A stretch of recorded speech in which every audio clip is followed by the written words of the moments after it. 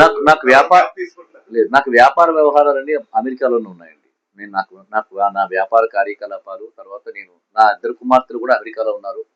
తర్వాత చాలా మిస్ అవుతున్నాను నా ఫ్యామిలీని. సో రాబోయే కాలంలో ఇప్పుడు దాదాపు 2 సంవత్సరాల నుంచి వాళ్ళు కలవలేదు వాళ్ళు.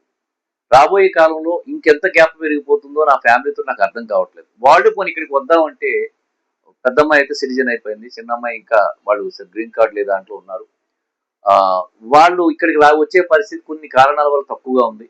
సో ఇప్పుడు నేను వెళ్ళి వాళ్ళతో కలిస్తే రాబోయే 2 సంవత్సరాలు ఇంకా బిజీగా ఉంటాను కాబట్టి పార్టీ ఏం ఆదేశిస్తుందో తెలీదు. నేను ఎలా ఉంటానో తెలీదు.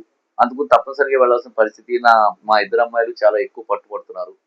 వాళ్ళ ఒత్తిడి ఎక్కువగా ఉంది. లేదండి, వాళ్ళు వాళ్ళు తండ్రి మా నాన్నగారు ఎలా ఎదుగుతున్నారు, ఆయన యొక్క ఆశయాలు ఏంటి, ఇంత డబ్బు ఖర్చు పెడుతున్నారు కదా, మా పరిస్థితి ఏంటి అనే సమస్య ఎప్పుడూ రాలేదండి. ఈ రోజు వరకు నన్ను ఫోన్ చేసి కూడా అడగలేదు. ఫుల్ సపోర్ట్ అండి. మీరు ఎలా ఖర్చు పెడుతున్నారు, ఎందుకు ఖర్చు పెడుతున్నారు డాడీ అని చెప్పి నన్ను ఎప్పుడు అడగరు వాళ్ళు. వాళ్ళు అడగరు అసలు. చాలా సపోర్ట్ ఉంది. అలాగే మా మిసెస్ కూడా తను ఇప్పుడు హైదరాబాద్ లో ఉంది. ఇంత జరుగుతున్నా తన హైదరాబాద్ మా అత్తగారికి ఒంట్లో బాగోదు, తనకి ఆపరేషన్స్ అవి అయినాయి. తను చూసుకోవాల్సిన పరిస్థితి, అందుకోసం తను ఎక్కువగా అక్కడే ఉంటుంది, నేను ఎక్కడ ఉంటాను. మా మేనల్లుళ్ళు అందరూ ఉన్నారు, అక్కడ సపోర్ట్ చేస్తారు. నా భార్య తరపున మేనల్లుళ్ళు మాత్రమే, నా తరపున వాళ్ళందరూ కూడా దుర్మార్గంగా ప్రవర్తిస్తున్నారు, వేరే విషయం అనుకోండి. నా భార్య తరపున మేనల్ని ఎవరైతే వాళ్ళు కొంచెం బాగా చూసుకుంటారు అక్కడ. సో తను వచ్చి వెళ్తూ ఉంది. నేనైతే ఇక్కడ ఉండి ఆల్మోస్ట్ 4-5 సంవత్సరాలుగా ఉదయం 6 గంటల నుంచి రాత్రి 12-1 గంట దాకా నేను గ్రామానికి తిరుగుతూ 100 మంది స్టాఫ్ తోటి పనిచేస్తూ, 100 మంది కార్యకర్తలతో పనిచేస్తూ, దాదాపు 200 మంది టీమ్ తోటి నేను పనిచేస్తున్నాను. ఇదంతా కూడా ఇప్పటికి 4 సంవత్సరాల సేవలు అందిస్తున్నాను. నన్ను వేరే ఏమడుగుతారండి? వాడు ఈ 3 సంవత్సరాల వయసు నుంచి 80 సంవత్సరాల వయసుకు కావాల్సిన వాడు ప్రతిదీ వాళ్ళకి ఏ అవసరం తీరుస్తాను.